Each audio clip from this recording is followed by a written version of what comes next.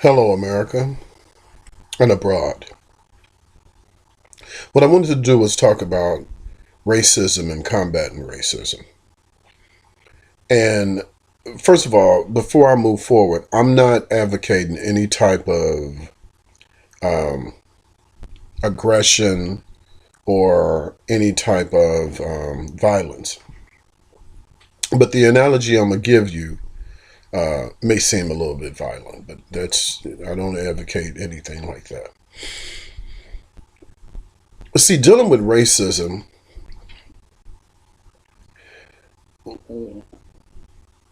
first of all, I'm going to refer to black people and white people. First of all, you have to understand there's no such thing as race. They fed you this stuff but there is no scientific evidence of there being different races. But that's more of the crap that they feed you, you know. Um, you know how back in the 17th century, how the British used to fight. They would all stand with their muskets and stand in front of each other and then what if what if people what if they were fighting against people that did use guerrilla warfare, like they were in trees or scattered all over? They would have totally demolished these British soldiers.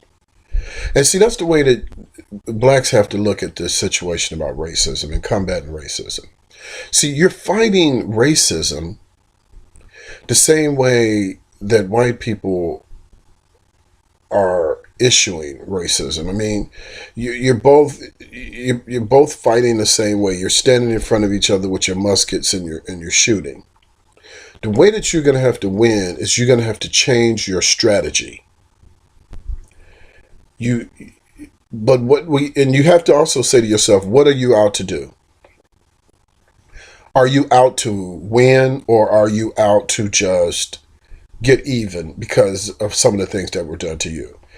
The way we're behaving is like we want to be separate and be just as strong as they are, and then throw our finger up at them and we got even. The way that we could have to combat racism is that we have to accept the fact that we're not different, that we're all one race. We have to look at it no different than we look at a person with red hair or blonde hair or brunette or hazel eyes or blue eyes. That your skin color is no different than your hair color, and you have to begin to embrace that, and you have to love white people who are trying to help your cause. I was really disappointed when this Rachel Dolezal caught all this flack from black women and black people because she wrote down that she was black.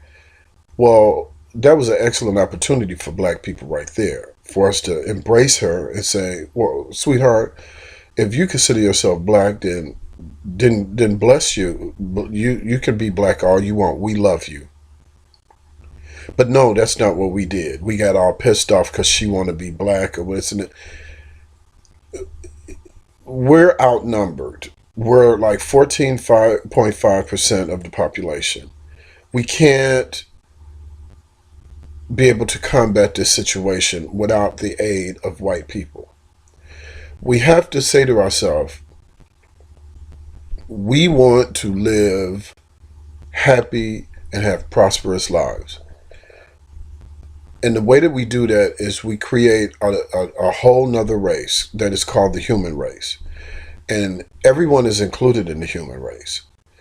Now, if you want to walk around and you want to be black and you want to be white, then you people fight it all out. But what we're going to do is we're going to get white people and black people, so-called white people and black people together. And we're going to stop looking at each other as different races. And we all going to love each other, and we're going to judge each other on the content of our character. And we're not going to be looking at each other because of race. And if you are white or black, I'm going to love you regardless. And once you start sending that message, to white people, instead of treating white people the same way that they treat you, then you're going to see a shift. Because right now what we're doing is we're fighting, it's like we're fighting the British the same way the British is fighting us. We have to change our tactics.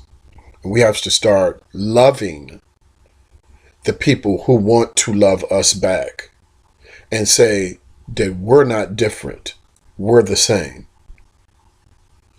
And once that happens, you will see a shift. I know it's hard for people to understand who are not agnostic, because most of these Christian people, they can never think like this. Everything that I'm telling you is true. I mean, you might not know it because you've been brainwashed. But if you take a step back and really think about it and look at it and look at the evidence and everything like that, you'll realize that we're not any different. The closer you are to the equator, the darker your skin is. They have insects that have crawled into caves, and after so many generations, the eyes wouldn't open anymore, and they lost all of their skin color.